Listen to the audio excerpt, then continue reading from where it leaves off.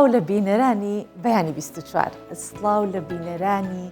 ئەم پرۆگرامە کە بەیانیان چاڕوانی ئەوەکەن لە پرۆگرامی بەیانی 24 و بابەتانی کە ویستی ئەوانە لێرەوە لە ماوەی کاتژمێرەکە من لەگەڵتانە بووم و هاوکارانیشم یارمەتی دەربوونە بۆ ئەوەی کە ئەڵلقەیەکی جوان و ئەڵلقەیەکی پرسوودتان پێشکەشکەن لەگەڵمانن. ئەم بەیانیش وەکو بەیانیەکانی دیکە بەیەکەوە ئەبین بابەتی پزیشکیشمان هەیە و تەندروستیمان هەیە، جگەلەوە بابەتی هونەریشمان هەیە، میوانێکمان هەیە سەبارەت بە بوارە هونەریەکە کە لە کاری شێوە کاری دەستێکی باڵای هەیە و ئەمڕۆژ پێشەنگایەکی هونەری دەکاتەوە، دواتر لەناو پرۆگرام پێتان دەڵێم کێیە میوانەکە و جگەلەوەش سەبارەت بە بابەتە تەندروستێکش ئەمانەوە ئەمڕۆ جەخینە سەر نەخۆشیەکانی گوێ و بزانین دڕانی پەردەی جۆهۆکارەکانی چییە، چارەسەری چییە، ئەو مەترسیانی کە لەسەر گوێ هەن وەکو توشبوون بە نەخۆشیەکان ئەو نەخۆشیانی کە هەن سەبارەت بە گوێ کامانن ئەوە لەگەڵمان بن ئەمڕۆ ئەو وەڵامانەتان دەست دەکەوێت. جا لەگەڵم ورنە ناو پرۆگرام کۆمەڵێ پاکێج راپۆرت و بابەتی سەرنجڕاکێشی دیکەشمان وەتان ئامادەکردووە لەگەڵم.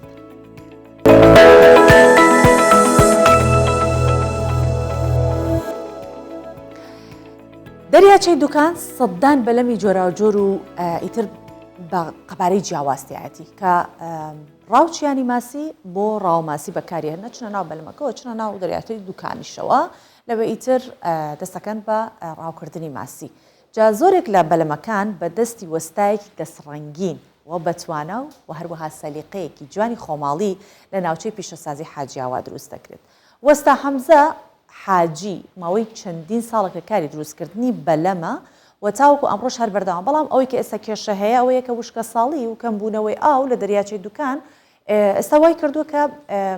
ئەو وەکو جاری جاران پیشەکەی وەکو جاران نەبێت و زۆر بەلەم دروست نەکات، بەڵام ئەڵێت کە ئێستا کڕیاری بەلەمەکان بەو هۆیەوە کەمبوونەتەوە.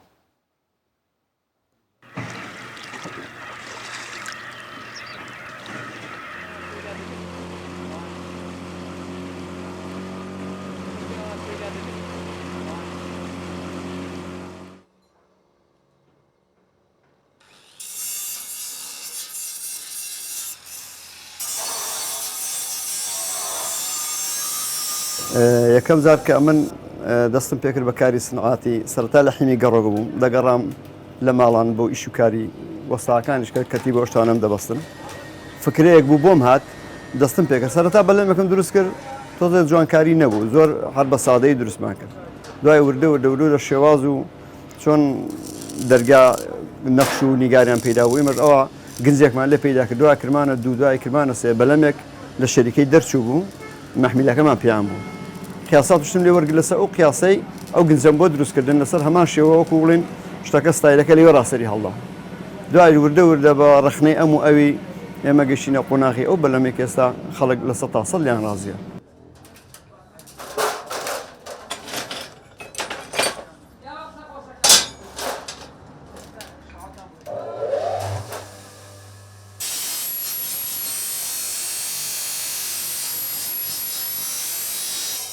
وردەکاری زۆر دەوێت، شارەزاییشی زۆر دەوێت. سەرەتامە دروستمان دەکردن وەک سارەی سنتەنیان خوار دەڕۆی، نەمان دەزانین تەرازوکەی، بەستاگە تەرازووینەکەی خوار دەڕوە. بۆ نمونە چۆن سارەکە تەقلێکی لێدە وەردەگەڕە تۆ قەناز دەڕوە حین نیشتاویش. بەس وردەکاری زۆر تێداگەوانە بێ هەم لارەی زۆر دەکات هەم خوار دەڕوە، هەنی زۆر مەزبوونی لە ئیشەکەیدا، یان لە کاتی هەر باعشی کەسی بێ زۆر ڕادەژێ. جاگەر بێت و بڵێن فکرە و زیاتر سەلیقەی لێ بەکاربێنی وای دەکەی کە ئەو ڕاژانەی کەم بێ دەنا زۆر لارەی دەکەن.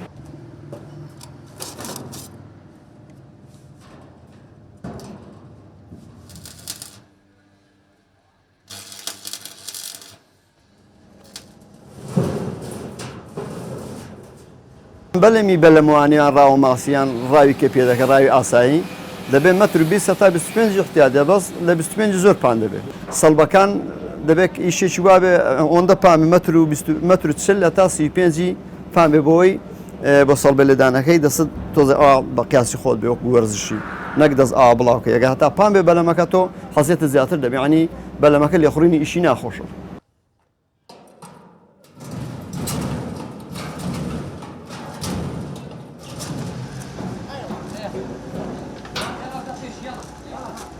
وەکو ئیشەکانی دی ئەویش چۆن کە دڵک قەیران هات ئیش نەما ئەوەی حینیشتە ئیشکە ساڵی هات بەلەمیش نەما ئەوەی هەشی بوو زوو دروستی کرد و کۆتایی بە وەزاکە یادناڵا ساڵان لە 2013 و 12 تا 15 16 بەلەم مەڵا ئیشی چەند هەبوو ئەگەر کەسەکە مەزبوط بێ و لێ بەخەم بێ بەشە 15 ساڵان دەبێت ئەویش ئەگەر بڵێنە بنەکەی دەڕزێت ناکەلەکەش یارۆ خۆیەتی بەڵ هەیە کابرا دەستەوە دەوام زاری مانگەکی ناستە بەعرێ لە بە کەم ماسییان لە بەرزستانیان مەجای نییە لەسەر قوڕە دەکەوێت ئەبۆی دەڕزێ دەناگە بێت و لە بێنێتەوە ماڵیان لە باری سەلاوبنیکە دە ڕۆژان بارانی لێ دەشێشینە بەس بۆ قوڕی بە تەڕ و شکە دەیڕزێنێ ئەوەی وێران دەبێت.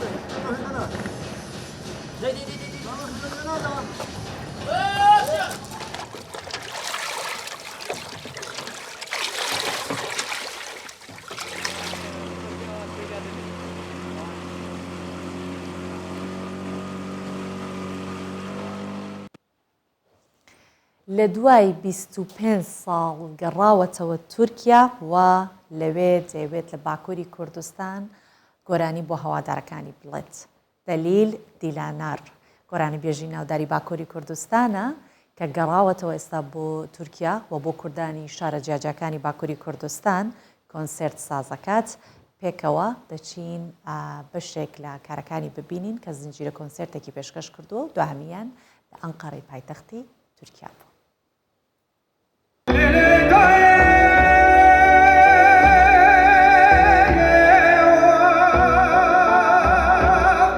دەلیل دیلانار گۆرانی بێژی ناوداری باکووری کوردستان لە دوای ساڵانێکی دوور و درێژ جارێکی تر گەڕایەوە وڵاتی تورکیا و ماوەی 2 مانگە زنجیرە کۆنسرتێکی بۆ هەوادارەکانی لە شارە جیاجیەکانی تورکیا و باکووری کوردستان ڕێکخستووە. سەرەڕای هەموو ئەو ئاستەنگانەی کە لە بەردەم زمانی کوردیدا هەیە ئەو لە ڕێگەی گوتنەوەی مەقامە کوردیەکانەوە هونەر و موسیقای کوردستانی بە زۆر شوێن ناساندووە.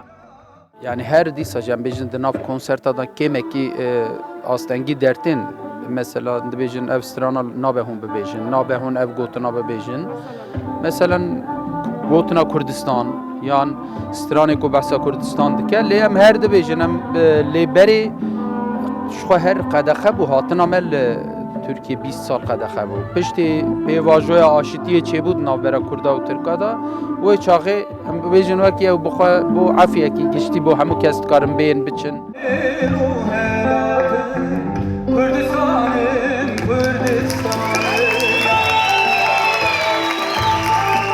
دیلانار لاوکەکانی وەک دەروێشا و ئەڤدی و شەڕی تارخان مەتێ و نەچیروانەوە و چیرۆکەکانی جوانمێری شەڕ و ڕووداوەکانی مێژوو چیرۆکی ئەو ئەڤیندارانەی کە بوونە قوربانی ئەڤینەکەیان و حەسرەتی خاک و ناڵەی غەریبی و ئازاری ئەشق و ناوی کوردستانی گەیاند بە گوێی سەرجەم کوردەکانی دانیشتووی ئەنقەرە و ساتێکی وای بۆ دروستکردن کە شانازی بە زمانی خۆیانەوەکەن.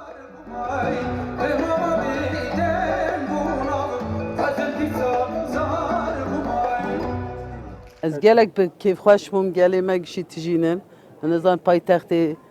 Enqerê asa Kurdê me henin pir kêfxweş bûm. Yani bi rastî Delîl Dinar yani dewlemendiya Kurdî û Kurdistanê ye. Îro bajarê Enqerê paytexta Tirkiyeyê îro em hatin îro li me dibe mêvan ji bo me haniye kêfxweşiyê dewlemendiyê. Dilê her Kurdekî de kilamên dengbêjandiyeke cuda heye û hetmen tesîreke bêhempa ser her Kurdekî heye. û îşev jî şeweke xweş bû bûme bûka me şêya guhtariya dengbêjeke Kurdanîke mezin Delîl Dilanar bikin. Ji me re 30 sal berê bigotana ya û Delîl Dilanar were li Tirkiye konser bide tiştekî bîna xewna bû. سەرڕای هەموو ئەو گرفتانەی کە لە بەردەم زمانی کوردی و موسیقی کوردیدا هەیە لە وڵاتی تورکیا بەڵام ئەمجارە دەلیل دیلانار دوای 26 ساڵ گەڕایەوە و سەرجەم کوردانی باکووری کوردستانی دڵخۆش کرد و بە وتنی گۆڕانی و موزیکی کوردی کوردانی دانیشتووی ئەنقەرەی لە دەوریەک کۆ کردەوە. ئەفسانە شاه محەممەدی کوردستان 24 ئەنقەرە. دێنە سەر ئەوەی کە خەڵاتی چەندین هونەرمەند کراوە جاپێتان ئەڵێم لە چۆ لە هەولێری پایتەخت یادی 50 ساڵەی دامەزراندنی کۆمەڵەی هونەر و وێژەی کوردی بەڕێوەچوو لە ژێر ناونیشانی یۆبێڵی زێرین کە بە دروشمی داهێنان بەردەوامی خۆڕاگری بەڕێوە چووە چەندین هونەرمەند بەشداربوونەتیایە بەشێکیشان خەڵاتی ڕێزلێنانیان پێ باشرا بەڵام بەشێکیان نیگەرانن لە ئێستای شانۆ و درامای کوردی و دەڵێن کە پێویستە نەوەی نوێ سوود لە ئەزمونەکانی ڕابردوو وەربگرێت و هەروەها ئامادە بکرێن کە لە داهاتوو ببن بە هونەرمەند و شانۆکار و ئەکتەری باش. لە یادی 50 ساڵی دامەزانی کۆمەڵی هونەر و وێژەی کوردی لە هەولێر مەدالەی ڕێزلێنان بەخشرای ژمارێک لە هونەرمەندان ناونیشانی یۆبێڵی زێڕینی 50 ساڵە بریتی بوو لە داهێنان و بەردەوامی و خۆڕاگری بەشێکی زۆر لە هونەرمەندانی هەولێر شانۆکار میوزیسیان شاعیر و ڕەخنەگر گۆرانی بێژ و ئەکتەری دراما و فیلم باشداری ساڵیادەکەیان کرد بەڵام بەشێک لە هونەرمەندان هیواخوازن کارە ونێرەکانی ڕابردوو بگەڕێتەوە بۆ سەردەمی ئێستا تانەوەی نوێی هونەرمەندان وانەی لێوەربگرن. درێخی ناکەین وەلو ئێستاکە بە شێوەیەک لە شێوەکان جیاوازی هەیە کارکردنی بەر لە 20 ساڵ لەگەر ئێستا زۆر جیاوازی هەیە ئێمە پلانی داهاتوومان ئەوەیە چۆن ئێستا خەڵک بگەڕێنەوە بۆ هۆڵەکانی شانۆ یان چۆن ئێمە بتوانین خەڵک جەماوەری خۆمان لێ ڕابینین کەوا بینەری هونەری کوردی بن نەک بینەری ئەو دڕامانی ئێستا لە تەلەڤیزیۆنەکان پێشکەش دەکرێت کە بە شێوەی دۆبلاژ و ئەوەیە ئێستاش هونەری کوردی دەوی بگەڕێتەوە ئاستی جاران یعنی داوا لە نووسەرە بەڕێزەکان دەکەم ئەو نووسەرانەیەکەوە لە کەلتور و لە ئەوەی هونەری کوردی ڕەسەند ئەویان ئاشنایان هەیە کەوا شتی تازە بنووسنەوە بە شێوەی دراماوی چ بە شانۆگەریبی هەتا بتوانن ئەو زیرە تازەی تێبگەینەوە کەەوە هونەری کوردی ڕەسەند چۆن بەرەو پێشدەوی بچێت. ژمارەیەک لە هونەرمەندان لەو بڕوایەدان هاتن و چوونینەوەی هونەرمەندان ڕووداوێکی ئاساییە پیربوون یاخود کۆچی دواییکردنی هونەرمەندانیش کە لێنێک لە کایەکانی هونەردا دروست دەکات. ئەمە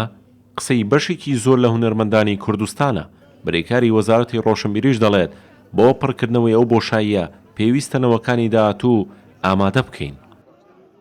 هەر هونەرمەندێکی بەتوانە لە کوردستان کۆز بکە کەلێنێک دروست دەبێت. هەر کەسێکی ڕووناکبیر دروست بێ کاتێک کە ئەم دروست بوونە بەرهەمدار دەبێت دوای ئەڕوا دیسان کەلێنێک دروست دەبێت بەڵام جیلێکی باش گەنجی باش هونەرمەندی باش ڕووناکبیری باش کاروانەکە پڕ دەکەنەوە. من ئێستا بە سەری بڵندەوە دەڵێم ئەو گەنجانەی لە کوردستان هەن بە تایبەت ئەوانەی لە بواری کللتور و بە تایبەتیش لە بواری فلم گەنجی زۆر و شارن زۆر بە ئاگان ئەگەر حکوومەت هەمومان دەستیان بگرین گفتوگویەکی باشیان لەگەڵ بکەین دەتوانن کاری زۆر باش بکەین.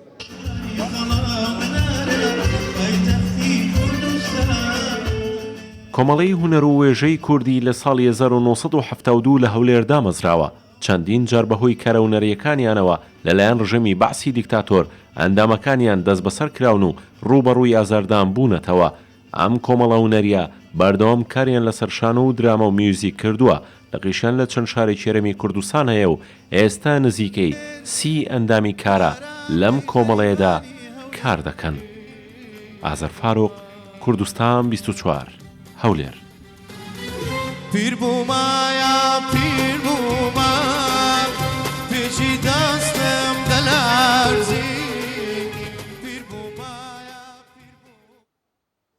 هەناو بەبەتە هونەرەکانە مێنینەوە کەمێکی دیکە دەچینە ناو ئەو بابەتەی کە پێیوەستە بە میوانە شێوەکارەکەمانەوە بەڵام پێش ئەوە باباسی شتێکی دیکەتان بۆ بکەم کە بەشێکی زۆری خەڵکی چیدی وەکو جاران ئامێرەکان کەلوپەلەکانیان نابەنە بازار تا چاکی بکەنەوە بۆیە یان فڕێدەن یانیش بە نرخێکی کەمترەی فرۆشن و لەبری ئەوە دانەیەکی نوێ ئەکڕن. کۆڕبەندی جیهانی هۆشیاری داوە لە فڕێدانی ئەم ئامێرانە کە بێتە هۆی مەترسی بۆ سەرژینگە لە هەرێمی کوردستانیش چیتر دوکانەکانی چاکردنەوە وەکو جاران بازاڕیان نییە.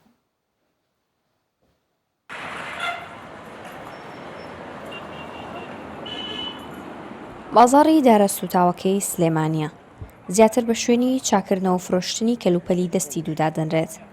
ڕۆژ بە ڕۆژ ژمارەی ئەو هاوڵاتیانەی ئامێر و کەلوپەلەکانیان دوای شکان چاک دەکەنەوە کەم دەبێتەوە. بە جۆرێک کەمترین دوکانی چاکردنەوە دەبینرێت. مەزن سەرەڕایکردنی کاروباری ڕۆژانەی لە دوکانە بچووکەکەیدا ئامێرە ئەلکترۆنیەکان چاک دەکاتەوە. بڕوای وایە تەنها ئامێرە گرانبەهاکان چاک دەکرێنەوە ئەگەرنا خەڵکی هەم کاتی نییە و هەم ئامێرەکانیش هێندە گران نین کە نەتوانرێ دانێکی نوێی لێ بکڕدرێ. کە دانەی خراپە بێ وەکو ئەوروپای لاتو ئەو جاران ئەوە فڕیا و دانێکی تراکڕێتوانێ ئیتر بەستتر هەندێک ئامێری شێ گرانە ناکرێ هینیکە چاکیەکەنەوانێ ئیتر بەس بەعام کەمتر زۆر ڕوویەوە ئەوە چەندها جار بۆ وەشتم بۆ چاک کردوتەوانێ ئەو دقی و توێتی چاکێکەکەم لە دوای هێنا توێتی بۆ لێم ناکڕێتەوە لێم کڕیوەتەوانێ. بەشێک لەم کەلوپەلانەی لێرە دەبینرێت هیچ کێشەیەکیان نییە، تەنها هەندێک کەس بە مەبەستی گۆڕینی مۆدێل و ڕەنگ لێرە بە نرخێکی هەرزانتر دەیفرۆشن. وەڵا پێویست ناگام وجارەتەوە کەلوپەلی تازە بکردێ بازێ شتێ یعنی لێرە چاگەگرێتەوە لە هەر تامی تازەکایە هەر عینە شتە لەگەڵ تازەکەیە یەگەرێکی قەناعەتی ئەوێ بەخوا زۆر بەلای ئاساییە شتێکی کۆنە بکڕێت و بیباتەوە ماڵەوەش داینێ. پێویستە مرۆڤ لەگەڵ تەکنۆلۆژی سەردەما بڕوە چونکە ئەم ئامێرە نوێگەریانە هەموو تەکنۆلۆژیایەکی تازە هەر لە شۆفێرەکە بگرە هەتا مۆبایل و ئایپاد و کۆمپیوتەر و هەموو تەکنۆلۆژیەکان بە بۆچوونی من سەبەبی پێشکەوتنی وڵاتن بۆ سەبەبی پێشکەوتنی تاکیشن ئەو تاکە بە تەمەنەی کە ئێستا حەز ناکە بەرەو پێش بچێ بە بۆچوونی من ئەگەر بزانیا چ خۆشیێکی تایە شەڕیەکە لەسەر بەرەو پێشونەکە لێشە و بالای ئەوروپی دەتە کوردستان و لێرە چاکەکەنەوە بووینەتە کۆکردنەوەی زەبڵ و خاشاک و کۆنەی ئەو وڵاتانە. کۆڕبەندی ئابووری جیهان مەترسی فڕێدانی ئامێرە ئەلکترۆنەکانی بۆ سەرژینگا ئاشکرا کرد و دەڵێت لەم ساڵدا پێشبینی فڕێدانی زیاتر لە 5 ملیارد لە ئامێرە ئەلکترۆنەکان و کارەبایەکان دەکرێت کە زیانێکی زۆر گەورە بە ژینگە دەگەێنن. بەپێی ئامارێکی کۆڕبەندی جیهانی تاوەکو ساڵی 2030 ڕێژەی فڕێدانی ئامێرە ئەلکترۆنەکان دەگاتە 70 تن. ئەمە لە کاتێکدا لە سەدا 30 ئەو ئامێرانە دەکرێت ڕیسایکلین بکرێنەوە یا خۆت چاک بکرێن و دووبارە بەکار بهێنرێتەوە. ئێستا حەزی نوێگەری کارێکی کردووە کە نەک هەر ئامێرەکان چاک ناکرێنەوە بەڵکو بۆ گۆڕانکاری خێراتر ئامێرەکان لا دەبرێن و ئامێری نوێ و کواڵەتی باشتر دەکردرێن. میان بارزان کوردستان 24 سلێمانی. لە سنووری ئیدارەی گەرمیان لەوێ باسی حاڵەتێکی تەندروستی بەس بۆ ئاژەڵان تا بووە کەم کە جۆرە ڤایرۆسێک بڵاو بۆتەوە بەهۆیەوە زیاد لە 15,000 ماسی لە ناوچوونە. یەکێک لە کێڵگەکانی ماسیش زیاتر لە 100 ملیۆن دینار زیانی بەرکەوتووە و داوای هاوکاری لە حکوومەتی یاریمی کوردستانەکەن. بەڕێوەبەری سامانی ئاژەڵ لە کشت و کاڵی گەرمیان ئاماژە بۆ ئەکاتکە ئەمە یەکەم جارە ڤایرۆسەکە لە نێو کێڵگەکانی ماسی لە گەرمیان بڵاو ببێتەوە و ئەو هەموو زەرر و زیانە لەو خەڵکە بکەوێت کە ماسی بەخێوەکە. لە ماوەی 24 ساعتە هەر هەموو هاتەبان و ئاها بۆ خۆ خۆدا دەزۆ فرای ئەوەش نەکەوتین بیفرۆش. ئەمە یەکێک لەو کێڵگە ماسیانەی سنووری گەرمیانە کە بەهۆی بڵاوبوونەوەی جۆرە ڤایرۆسێک لە ناو ماسیەکاندا زیاد لە 15,000 ماسی مرداربوونەتەوە و زیانێکی زۆریان بە خاوەن چەند کێڵگەیەک گەیاندووە. زەرروزیانەکە من زۆرە زیاتر لە 100 ملیۆن زەرەرم کردووە. ئەوە ماسیەکان هەموو بە چای خۆتانە بینن داواکانی حکوومەت دەستی هاوکاریمان بە درێژکە زەرەرەکەمان زۆرە زیاتر لە 100 ملیۆن. ئەمە نەقەرزاری معمەل ئالفەکەین ناتوانین قەربووی بکەینەوە بەڕاستی. ئەگەر حکوومەت دەستی هاوکاریمان بۆ درێژ نەکات یعنی بەڕاستی ئەمە ڕەنگە تووشی کێشەی کۆمەڵایەتی بین لەگەڵ ئەوان حەقی خۆیانە تێنە سەرمان بۆ پارەمێن پارەمان نێ بدەینەوە چکەم هەمووی پیاچوو.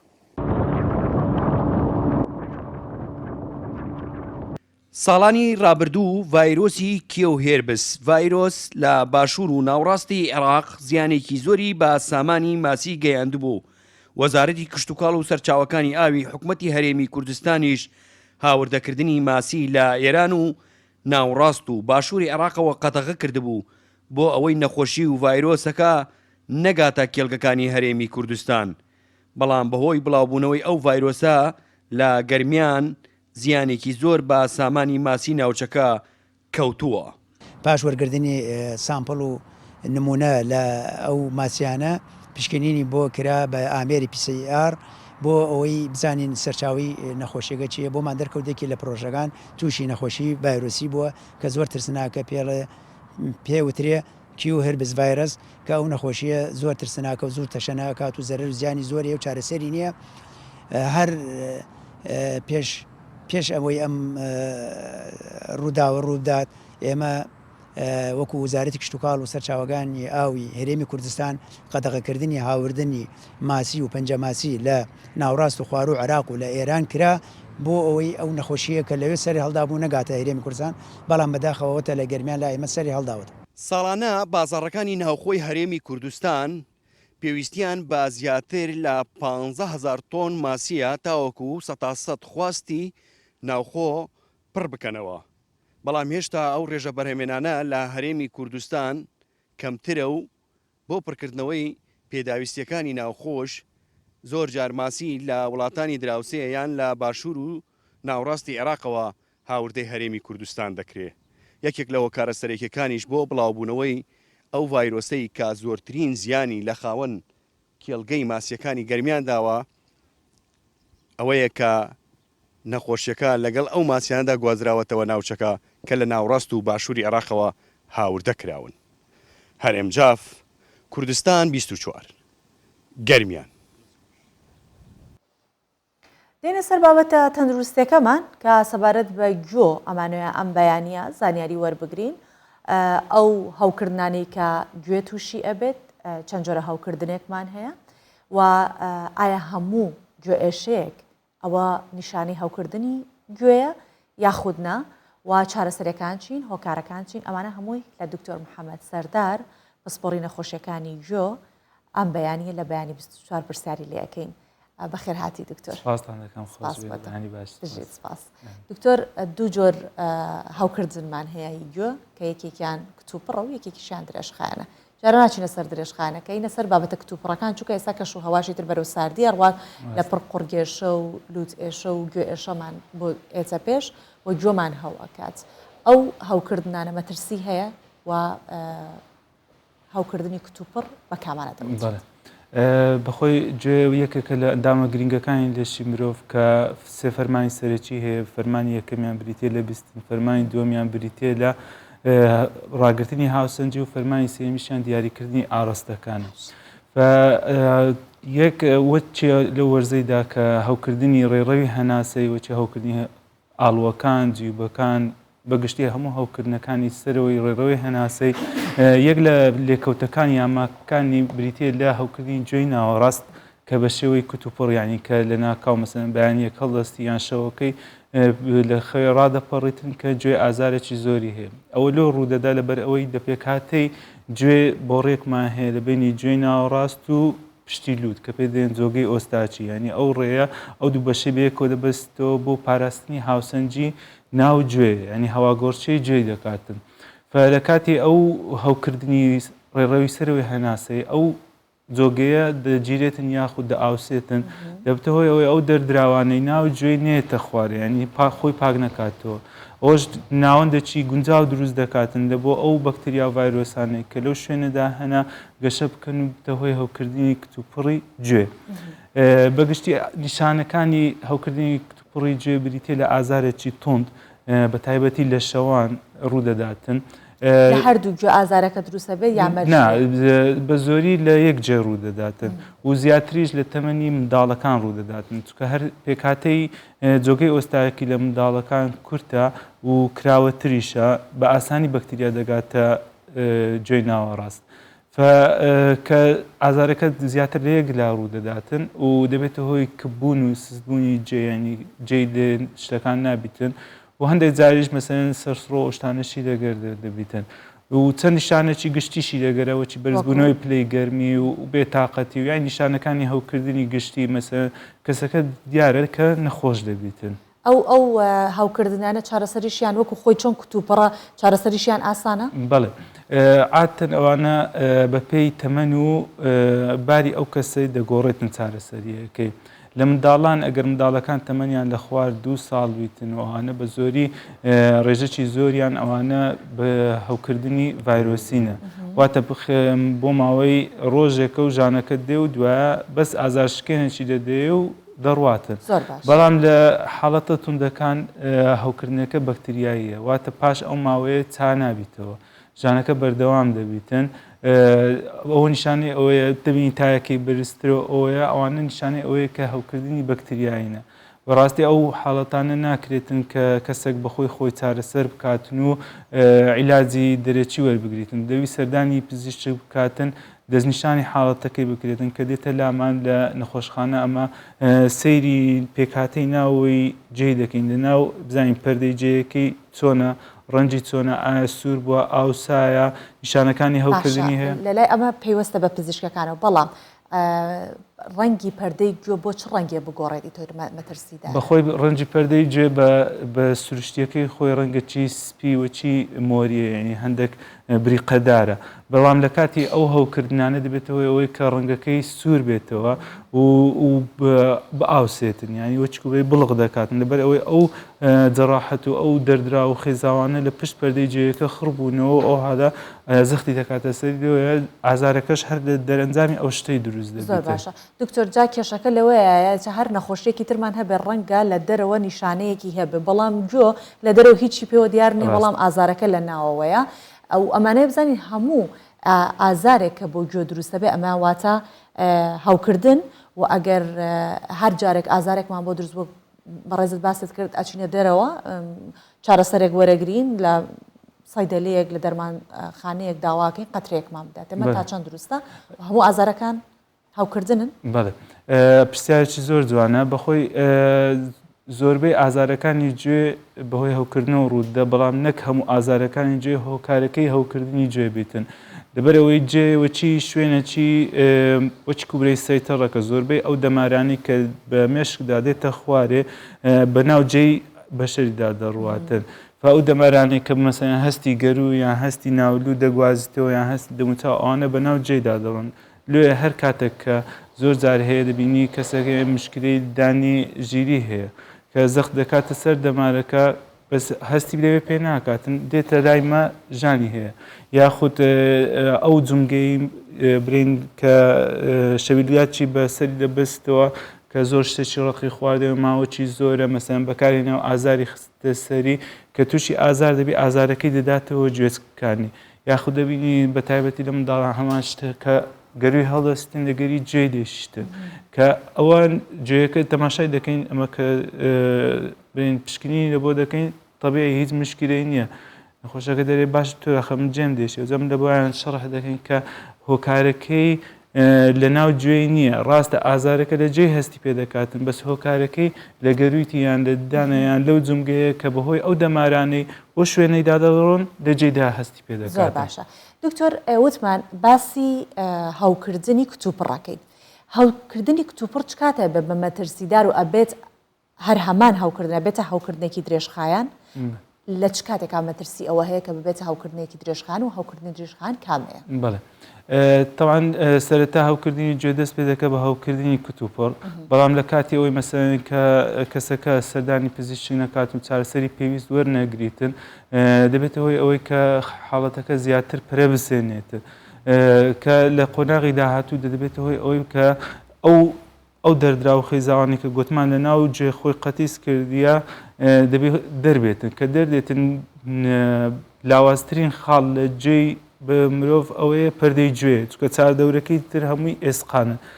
پەردەی جێیەکە دەپچڕێتن کە پچرا دەبێتەوەی ئەوەی ئەو دەردراوانە بێتە دەرێ ئەو کاتە نەخۆشەکە ئازاری نامینێتن بەجە زۆر جارە بینین بە هەڵەتێ دەگەوە زانین حاڵەتەکەی بەرەو باشیدا دەڕواتن بەزەوە نەخێ بەرەو خراپیدا دەڕواتن کە پەردەی گوێ دەپچڕێتن بۆ ماوەی 6 هەفتە ئەگەر هەتاکو 6 هەفتە هەر چارەسەر وەرنەگرێتن و ئەو دەردراوانە بەردەوام بێتن ئەو کاتە ئەمە دەستنیشانکردنی ئەو حاڵەتەی لە کتوپڕ ڕادەگۆڕێتن لە بۆ درێژخان کەواتە درێژخان ئەو کەسەیە کە هەوکردنی گوێی ناوەڕاستی هەیە و دەردراوی بەردەوامی هەیە و پەردەی گوێی پچراوە و ئازاری نییە ماوەکەشی لە 6 هەفتە زیاترە زیاتر ئەوانە کبوونی جیان دەبیتن لەگەر دەردراوەکان مەسەن خوێن و جڕاحەت بیتن ئەوانە لە گوێیان دێتە دەرێ. باشە دکتۆر باسیۆت کرد کە ئەبێەوە پاک بکرێتەوە جوو خۆی بۆ خۆی ئۆتۆماتیکیان خۆی پاکاتەوە لە ناوەوە یاخود ئەو کارە هەڵەی کە ئێمە ئەیکەین گوێ پاکەرەوە کلیل بەدەست ئەوانە هەر هەمووی مەترسیدارن چی پاکیکەینەوە گەر وایە؟ بەخۆی جێ ئەو وشەیە هەر بەخۆی جێپاکردنەوە نییە هەتا ئەو لۆکەی جێش کە جێ پاکەرەوە ئەوش هەرناوەکە شێغە هەڵەیە ئەوە ئەمە زۆر زادێم هەر جێ پیسکردنێ ئەی نابێتن هیچ بەکار بێتن لە بۆ ئەوەی خۆشی نەخۆشەکەم هاتە لای دەرێ دیتم عینە بە هەمان شێوە پیسی لە جێ خڕ بوویتەوە گوتم ئەو لۆ کۆشتان وڵا گوتی دوتەوە دەرن لۆکان خراوە بەکار ناین بەس بە کلیلی ئەوەی دەخاین دەکەمەوە فنای بە هیچ شتێکی هیچ تەنەچی ڕاقییان هیچ تەنەچی دەرەچی بخینە ناوجێ چکە جێ بەخۆی جوولەیەکی هەیە کە ڕۆژانە خۆی خاوێن دەکاتەوە ینی ئەو جوولەیەوە دەکاتن ئەو پیسانی کە هەبیتن لە دەرێ لە ژورەوە بێتە دەرەوە ئەوەندەی ئەوە لە بۆ مەڕێ پێدرایە ئەو بەشەی دەرەوەیە کە برین بەس ئەو بەشەی کە لێمان دیارە هیچ شتێک ناوی بخینە ناوجێ وەچ کۆی کەس نییە لۆکەی لە ناو چاویدا بدەێتن برێ چاوم خاوێن دەکەمەوە جێش هەمان هەستیاری چاوی هەیە باشە دکتۆر شتێکی دیکە هەیە بۆ کە ئەوانی کە سەفەر ئەکەن لە فڕۆکەیان گوێ کپ ئەبێت بۆ هەمومانۆکو یەکەیان هەنێک کەس ئەوینە هەیە و کێشەکە لەکوێ ئەمە کێشەیەکی هەیە لە گوێ بۆ یەک گوێ کپ ئەبێت بەخۆی وەچی گوتم ئەو جۆگەی کە گوێ و لوت بێکەوە دەبستی پێدەین جۆگەی ئۆستاکی فەرمانی ئەو جۆگەی پاراستنی هاوسەنجیە هاوسەنجی چۆنیانی هاوسەنجی ئەو کەش و هەوای دەوروبەری خۆمان و هاوسەنجی ناو گوێیە کە لە کاتی برین سەفەر و یان تیارە ئەو شتانە ئەمە لەسەر ئاستی دەریا زۆر بەرز دەبینەوە چەند هەزار مەترێکە پاڵەپەستوی دەرێ زۆر زیاد دەبیتە کە پاڵەپەستۆی دەرێ زیاد بوو ئەوە پەستان دەخاتە سەر پەردەکانی گوێ ئەو جۆگەیەش ئەو کاتە بە تەواوی ناتانیتن زوو خۆی بگونجێنیتن ماوەکە تو هەست دەکەی جێت کپە دوایە تۆزێک ئاوی دەخۆ یان هەندێک لوت خەپات دەکەی هەوای پاڵ پێوە دێنێ جێەکان یان بنیشی دەجوی فەچ قو دەدەی و هەست دەکەی دەکرێتەوەی کاوا لوتەگرین و پاڵ ئاساییە بەس لە حاڵەتێک ئەوە دەبتە نەخۆشی کە هەندێک کەس هەیە کە لە زگماچی ئەو جۆگەی ئۆستاکیان بە تەواوی کاری خۆی ئەنجام نادا ینی بەخۆی ئەوە جۆگەچی ماسوولکەیە دەبینی ئەو ماسوولکەیە کە گرژ بۆ پاشوی خاو نابتەوە فکەتا برین فڕۆکەکە دێتە خوارێ بە هەمان شێوە هەر دەبینی جێک بۆ چەند ڕۆژێک پاشی هەر دەبینی جێک بە بەڵام بەگەشتی مەترسی نییە نەخێر بەس کە بەردەوام بوو مەسەن لە پاش ڕۆژێک دوو ڕۆژ هەماش دەبێتم بێ سەردانمان بکاتن ئەمەش چەند ڕێنمایەک و چەند چارەسەریەکی دەدەینێ بۆ ئەوەی کە ئەو جۆگەی بکرێتەوە چکە لە هەندێک کەس هەیە هەندێک حاڵەت هەیە دەبینی ئەوها برێن جۆگەکە ئەوها تەواو بێتاقەت بووە برێن ناتوانین ببتەوە ئەو کاتە ئەمە دەبی بە نیشتەرگەریەکی بچووک دەرچەیەک لە پەردەی جێ بکەینەوە بۆ ڕێکی هەواگۆڕچی لە بۆ پەردەی جێیەکە دابنین تاکو هەواگۆڕچی جێیەکە بگەڕێنێتەوە کاری جۆگەی ئۆستاکەکەی دکتۆر یەک پرسیارم هەیە بە کورتیش وەڵام بێتەوە بۆ وانەی کە هاوکردنی کتوپڕ بۆیان ڕۆداد بۆی کە نەچینە قۆناغی دووەم و ببێتە درێژخان چ جۆرە خواردنێک باشە کە بیخۆن بۆی کە زووتر چارەسەر بکرێت و زووتر باش بەخۆی زیاتر ئەمە لێرانە دەتوانین برێن چەند خۆپارێزیەک هەیە ینی لە کاتی ئەوەی کە هاوکردنی ڕێڕەوی هەناسەت هەوی بە زووترین کات چارەسەری وەرگی گرنگجیدان بە پاک و خاوێنی و خواردنەوەی شلەمەنیەکان و بەڵام لە کاتی ڕوودانی هەوکردن باشترە بە زووترین کات سەردانی یەک لە بنکەکانی تەندروستی بیتن یان نەخۆشخانەکان بکەی بە وەرگرتنی ناوەڵا جێیەکان شوێنێکی هەستیارە ئەوە نییە ینی بە خۆت چارەسەری بکەیت و ماوەکەشی کورتە ینی هەوکردنی برین ئاڵوەکان تا ئەمە بە نەخۆش دەێن هەتا 5 ڕۆژ 10 ڕۆژ مەسەن ئەتو بەس ئازارشکێن دووەرگرت و ئەوانە ئەو جا ئەگەر چانە بووی وەرەکرد دکتۆری بەس لە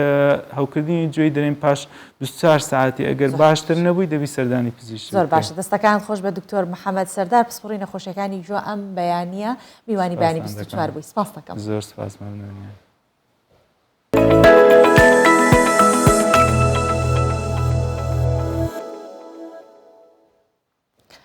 بەڵێ دەیدە سەر بابەتێکی دیکە کە لە بەرلین لوتکەی تەندروستی جیهانی بەڕێوە ئەچێت لوتکە کە 3 ڕۆژیش بەردەوام ئەبێت و لوتکەی تەندروستی جیهانی لەلایەن سەرۆکوەزیرانی ئەڵمانیا و هەروەها سەرۆکوەزیرانی فەڕەنسا و سەرۆکایەتی دەکرێت و نوێنەری وەزارەتی تەندروستی حکوومەتی هەرێمی کوردستانیش لەوێ بەشدارە. مەزنترین لوتکەیە تەندروستیە جیهانەیە. ئەردەما 12 ساڵانە ئەڵمانیا ڕێخستنا وی کۆنگرەی دەستویە خۆدا گرتیە. جتەڤایە جیهانی و لەسەر هەموو ئاستێن بلند و دیار کەسێن پەیوەندی برەوشە تەندروستیەوە بەشدارن. دوێ ساڵێدا بێتر 6,000 ئەندامێن کۆنگرێ هەنا di nava wan de 300 şareza di 5 panelên cuda de beşdar in. Şanda Wezareta Tenduristî ya Hikûmeta Herêma Kurdistanê jî bi berferehî weke endamên kara yên lotkeyê amade bûn. ئێمە شۆک و حکوومەتی هەرێمی کوردستان و وەزارەتی تەندروستی بەشداریمان کرد لەو کۆنگرێم کۆنگرێ زۆر گرینگە چونکە پێگەی تەندروستی جیهانی لە هەموو شوێنێکی دنیادا دەستنیشان دەکات پێگەی هەرێمی کوردستانیش لەلایەنی تەندروستیەوە و گرنگجیدانی کابینەی نوێمی حکوومەتی هەرێمی کوردستان و پەرۆشی و گرنگجی بەڕێزەناوی سەرۆکوەزیران بۆ وەزعی سەحی لە ساڵانی ڕابردوو لە پاندێمیکی کۆرۆنا زۆر گرنگ بوو ئێمەش لە لێرەدا لەم کۆنگرەیەدا بەشداریمان کرد و تەوەری زۆر گرنگی تێدا هەبوو تەوەرەکان زیاتر یەکسانی و هاوسەنگیە بە گەیاندنی خزمەتگوزاری تەندروستی بۆ هەموو هاوڵاتێک لە هەموو جیهاندا. Di her du salên derbasbûyî de bi sedemê koronayê bi şêwazê online ev kongre dihate kirin. Lê vê carê gelek babetên girêdayî yên vekirî li cîhanê têne behs kirin û projeyên havbeş yên cîhanî û bergirî ji pandîmiyan û asayişa tenduristî û pêşxistina astê çareseriya pizîşkî û alîkariya welatên hejar tê kirin. وەک مفاید زانستی و چێکردنا پرد و تەواصل و کۆنێکشنا گەل لیدەرێت تەندروستی جیهانی ku di hemî welatê cîhanê de vê lûtkeyê bejdar bin. Lûtke tendrustiya cîhanê ev bû sala duwazdemîn e tête kirin bajarê Berlînê welatê Almanya û salan tête encamdan. Ev grupa nerazî ya bi navê aktivîtist in. Di hemû komcivînên girêdayî keş û hewa û tenduristiyê de van helwêstan digirin û ji rewşa bîrokratiyê ya Ewropayê nerazî ne. Her ji destpêka lûtkeya tenduristiya cîhanî alozî derketin. Diyar e ku her du salên derbasbûyî çi bi sedemên korona û rêkarên wê wisa kiriye ku nerazîbûneke mezin li vê derê çê bibe û karvedanên xerab bixwe bibîne. Kesên ku li vir protest dikin. Doza mafên xwe yên siruştî û jiyana normal dûr ji siyasetê li vî kongreyê dikin. Ka Mihemed Emîn, Kurdistan 24, Berlîn, Almanya. و ئێستا دێنە سەر ئەو بابەتەی کە هوەریە و بۆ ئێوەمان ئامادە کردووە. ئەم بەیانیە لەگەڵ خودی میوانەکەمان کە ئەمڕۆ پێشەنگاکی شێوەکاریش ئەکاتەوە قساکەین گفتوگۆکەین باسی پێشەنگاکەیەکەی میوانەکەمان حەمە هاشم شێوەکارە کە ئەم بەیانیە لەگەڵ مامیوانە بەیانیت باش مامۆستا هیوادارم کە باش بیت دەمەوێت ئەمڕۆ سەبارەت بە بەرجەستەبوونی ژیان و ڕنگدانەوەی ژیان لە تابلۆکانی تۆ وەکو نەرمەند حەمە هاشم قسە بکەین هیوادارم کە بەیانێکی باشت هەبێت. بەیانیتان باش بەیانی هەموو بینەرانی کوردستان 24 باش ئەمڕۆ هەژدەی دا پێشانگای تایبەتی من هەیە لە هۆڵی میدیا لە شاری هەولێر پیشاگاکەم بە ناوی چوارچێوەی تاڵە چوارچێوەی تاڵ هەر خۆی لە ناوەکەی ڕادیارە کە فکر یەکجار کاریگەری هەیە لەسەر کارەکانی من و زۆربەی کارەکانی من دەچنە ناو خانەی ئەبستراکتی دەربڕی خوازی ئەبستراکت بۆ خۆی کۆمەڵێک ڕەوتی جیاجیای هەیە یان دەتوانین پۆلێنی بکەین بە چەند بەشێکی جیاجیا باشە مامۆستا بێژەوەی کە بینە سەر ئەبستراکت و شێوەی کارکردنی جەنابێت با بزانین بۆ ناوت ناوە چوارچێوەی تاڵ و گزارش لێرە چی ئەکەن تابلۆکان کاڵی کاڵی چوارچێوەی تاڵ بەڵام کە ئێستا من لە لایەکی شاشەکەی بینم ڕەنگی زۆر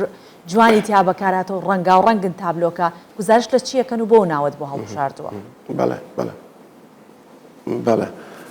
ڕاستیەکەی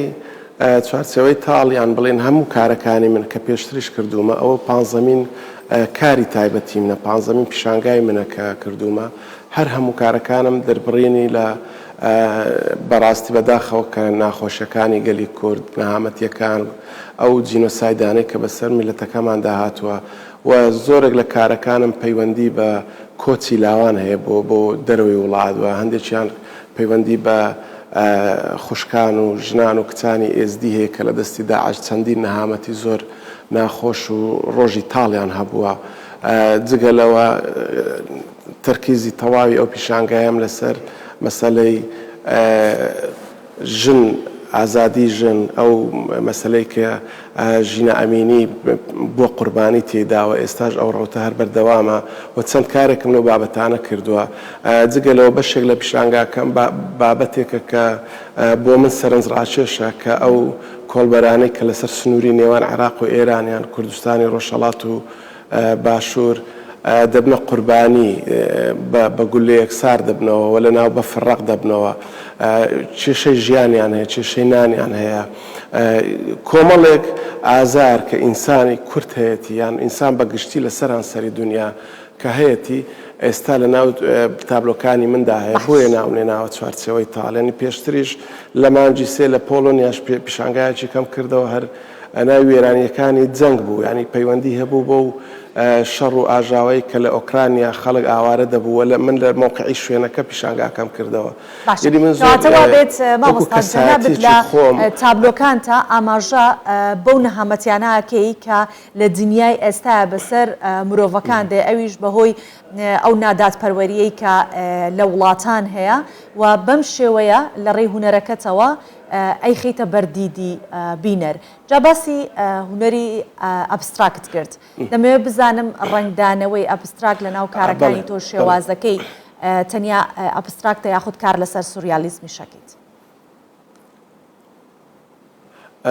ڕاستەکەی ئەمنەوەی کە باسم کرد دیوی پشتەوەی کارەکانم بوو یعنی فکری ناو فۆرمی ئیشەکانی من بوو ئەوەی کە دەیبینی فۆرمی ئیشەکان خۆی ئەبستراکتی دەربڕین خوازیە یعنی ئەوەی کە باسم کرد ئەبستراکت بۆ خۆی پۆلێن دەکرێت بە چەندین بەشی جیاجیا و من هەڵبژاردەی من بۆ من ئەبستراکتی دەربڕین خوازیە لەبەری دەتوانی فکر تێدا تەوزیف بکەی و دەتوانی هەموو ئەو گزارشتانی کە خۆت دەتەوێت لە ناو تابلوویەکەدا بەرجەستەی بکەوە بینەر ئاسانتر تێبگە هەرچەندە ئەبستراکت بۆ بینەری کورد تۆزە قورسە لەبەرەوەی هەم وەکو هونەر زۆر نەچۆتە ناو کللتوری ئێمە و زیاتر بینەری کورد بۆ ئاشنایە کە مەسەرەن گەردێتە پێشانگایەکی شێوەکاری زیاتر حەزی لەوەیە سروش ببینێ مەسەرەن ژیانی ڕۆژانەی خەڵک ببینێ بە ئیشی واقعی ئەوەی کە وەکو فۆتۆگرافە یان بەکاری ئەو هونەرمەندانەی کە سروش دەگوازنەوە بەڵام ئەو ئیشانەی من کە ئەبستراکتە زۆرێک لە بینەرەکان بەڕاستی تووشی هین دەبن ینی تەسادم دەبن لەگەڵ شێوەکان ئەبستراکت خۆی ئەگەر بینە سەر مێژۆکەی مێژوەکی زۆر دووری هەیە ینی لە 1910ەوە ئەبستراکت هەیە کاتێک هونەرمەندێکی گەورەی وەکو کاندنسکی کە خۆی وەکو ڕائیدی ئەبستراکتە لە مێژووی هونەر تەنیا بە شەپۆلی تەنورەیەکی ژن کە گوڵگوڵی بووەوە کە بالی داوە شکلێک هاتوتە زێنی ئەو پیاوە و ئەوەی کردو بە تابلۆ و لە سەردەمی خۆی لە 1970دا بە هیچ شێوەیەک ئەو جۆرە تابلۆیە مەرغوب نەبووەوە خەڵک ڕەفزی کردوێتەوە بەڵام ئێستا ئەبستراکت یەکێکە لە شێوازە زۆر تۆکمەکان کە لە دنیا هونەرمەندانی زۆر پێوەی سەرقاڵ بووەوە بووە بە یەکێک لەو ستایلانەی کە دەتوانین فەلسەفە و فکر تێدا تەوزیف بکرێەوە جیاوازترە لە هونەرەکانی دیکەوە پێم وایە زۆر قورسترە کە هونەرمەندێک بتوانێت لە ئەبستراکت کار بکە لە جیاتیەوەی کە لە کارێکی واقعی ئیش بکە. باشە زۆر جار باس لەوە دەکرێت کە تابلۆکان یاخود هەمەهاشم تابلۆکان دەباتە دەرەوە. تابلۆکانن هەمەهاشم دەبەنە دەرەوە یاخود هەمەهاشمە کە تابلۆکان دەباتە دەرەوە. ڕاستەکەی ئەوە بابەتەکە دوولایەنەیە ینی ئەوەی کە من تابلۆیەکان دەبم یان تابلۆیەکان من دەبن ئەو بێگومان تابلۆیەکان زیاتر دەتوانن تۆ پەلچێش بکەن بۆ دەرەوە چونکە فکری ئێمە یان بڵێن ئەو قەزیەی کورد مەشاکلی کورد کە هەمانە ئێمە بەداخەوە کە میلەتێکی ژێردەستەین دەوڵەتمان نییە لە چوارچێوەیەکی زۆر داخراوی کللتوری داینێنی ئێمە ئەگەر بینە سەر ڕاستەکەی کورد خۆ لە بازنەی کللتوری دنیا لە دەرەوەیە یعنی تۆ چۆن دەتوانانی لە ڕێگەی هونەر بچێ ناو کللتوری جیهانی ئەوە بابەتێکی گرینگە کە هونەرمەند ئاسانتر دەتوانێت بە تایبەتی هونەرمەندی شێوەکاری چونکە لە هونەری شێوەکاری وەکو هونەرەکانی دیکەنی وەکو سینەمانی وەکو مەسەلەن بۆ نمونە شانۆ نییە کە زمان تێدا زاڵ بێ تۆ گەر شێوەکاربی دەتوانی بە ڕنگ چونکە ڕنگ لە کوردستانیش هەمان ئەو ڕێگەیە کە کەسێکی ئەمریکی یان کەسێکی ئەوروپیش تەلەزوودی لێ دەکات یا بڵێ چێژی لێ دەبینێ یان دەتوانێت پشتەوەی باگراوندی ئیشەکان بخوێنێتەوە بۆیە کەسی شێوەکاریان هوەری شێوەکاریان تابلۆی شێوەکاری سەریعتر خێراتر پەیامەکەی دەگەیەنێ ئەنجا ئەوە وا دەکات کە تۆ هەوڵ بدەیت کە ئەو کێشانەی کە تۆ هەتەوەکو پەیامێک کە من پێم وایە هەندێک جار هونەرمەند دەتوانێت ڕۆڵی زۆر کاریگەرتر بێ لە کەسایەتی سیاسی لە ناو مەحفەلی سیاسی گەورەی دنیا چونکە من ئەوە بە چاوی خۆم بینیومە یعنی من لەو پیشانگانەی کە لە ئەوروپا کردومەتەوە ئەوەندەی کە خەڵکەکە گرنجیان بە فکری کارەکە داوە بە فۆرمی کارەکە نەداوە چونکە لە باگراوندی کارەکە تێگەیشتن و ئازارەکانیان بە زەهنی ئەوان هاتووە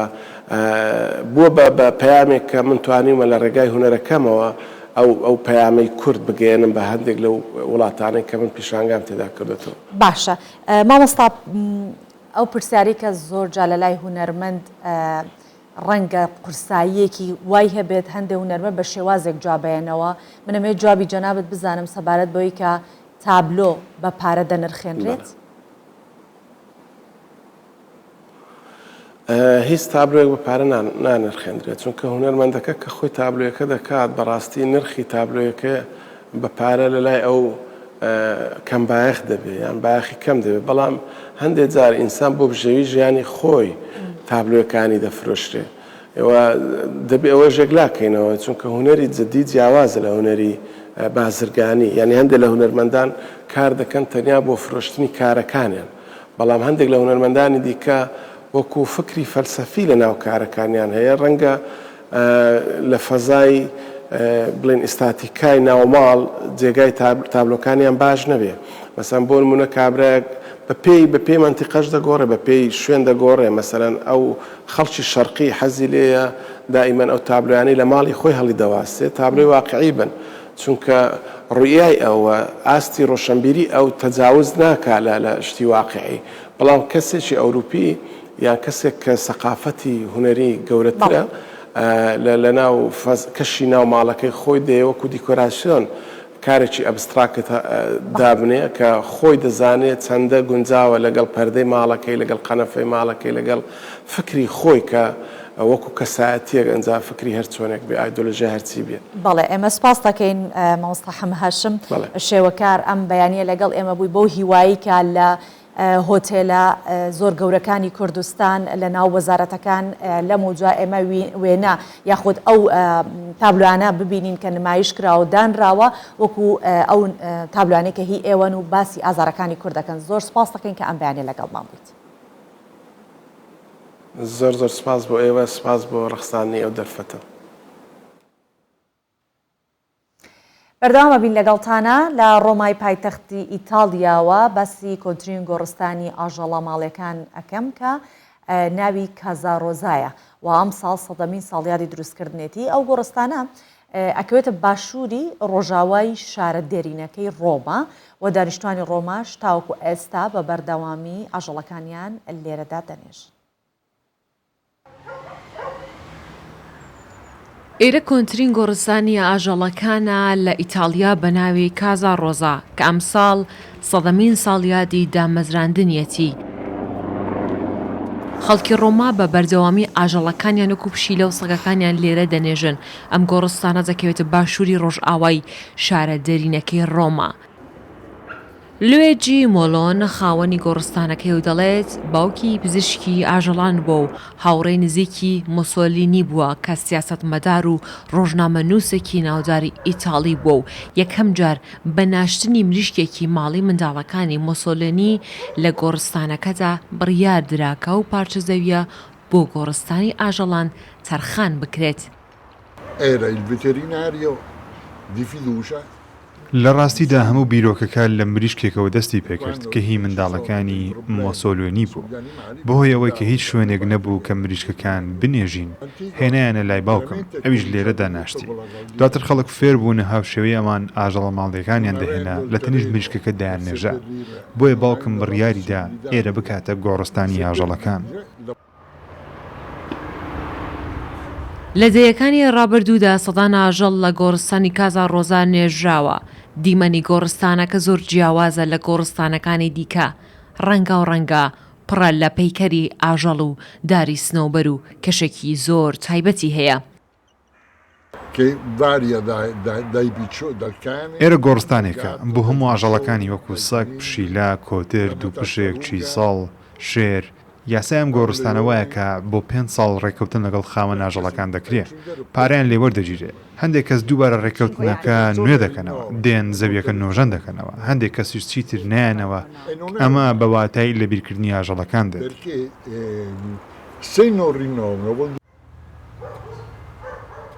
ڕۆما لە سەرانسەری جیهاندا بەناوبانگە بەوەی کە دوای شوێنی پشودانی ئیمپراتۆرەکان پاپا و پاشاکانە لە ئۆگستۆسەوە تا سانت پیتەر. بەڵام کەم کەس لەبارەی هەبوونی کۆنترین گۆڕستانی ئاژەڵەکانی ئیتالیا کە ماوەی 100 ساڵە لە باشووری ڕۆژئاوای پایتەختدا دروست کراوە زانیاری هەیە. دەناوفەریقی کوردستان 24.